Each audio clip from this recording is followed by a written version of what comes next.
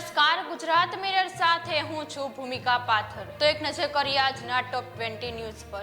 રાજકોટના સોરઠિયાવાડી સર્કલ પાસે આવેલ મારુતિ હાર્ડવેર નામના કારખાનામાં રહેતો મૂળ યુપીનો 20 વર્ષીય યુવકનું લિફ્ટમાં ફસાઈ જતા ઘટના સ્થળે જ થયું મોત। ફાયર વિભાગ અને પોલીસ ઘટના સ્થળે પહોંચી યુવકની લાશ બહાર કાઢી। રાજકોટ અમદાવાદ હાઈવે પર ડમ્પરની ઠોકરે હીરાસર એરપોર્ટના 2 કર્મચારીઓના મોત। અકસ્માત સર્જી ચાલક ફરાર।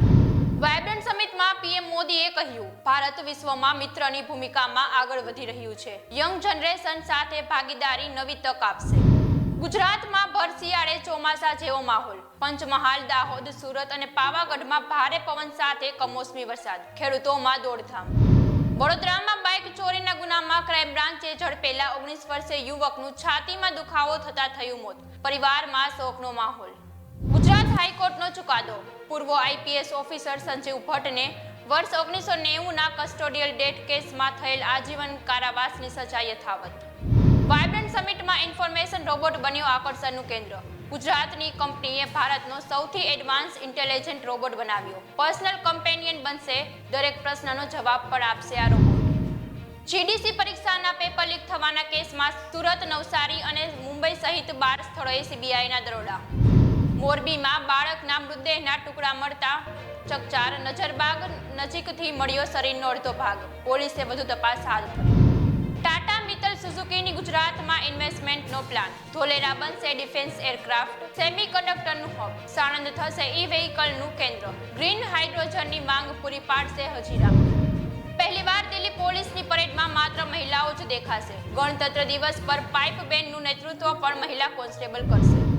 કોંગ્રેસે અયોધ્યા રામ મંદિર પ્રાણ પ્રતિષ્ઠા મહોત્સવનું નિમંત્રણ ઠુકરાવ્યું।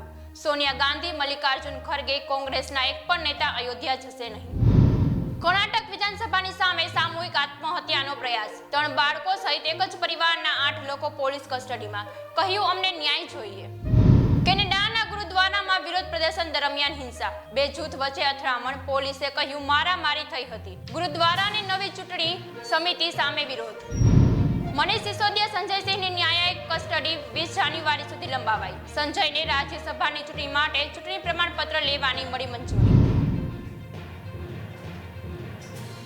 હાફિઝ સઈદ પાકિસ્તાનની જેલમાં છે કેદ।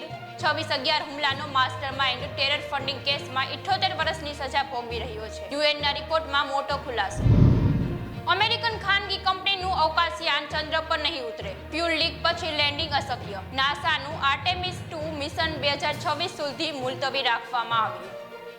ભારત માલદીવ તણાવ વચ્ચે લક્ષદ્વીપમાં એરપોર્ટ બનાવવાની તૈયારી। સેનાના વિમાન પણ ઉડાન ભરશે। પીએમ મોદીની મુલાકાત બાદ કાર્યવાહી। અમેરિકાએ કહ્યું, ઇઝરાયલ આરબ દેશોના સાથે સંબંધ સુધારે। ઇઝરાયલ માટે આ યોગ્ય તક। હાલ સમાચારમાં બસ આટલું જ। વધુ વિગતો માટે જોતા રહો ગુજરાત મિરર। અને આપને જો આ ન્યૂઝ પસંદ આવ્યા હોય તો તેને લાઈક, શેર અને સબસ્ક્રાઇબ કરો। પળે પળના સમાચાર મેળવવા નીચે આપેલ નંબર પર હાય લખી મેસેજ કરો। નમસ્કાર।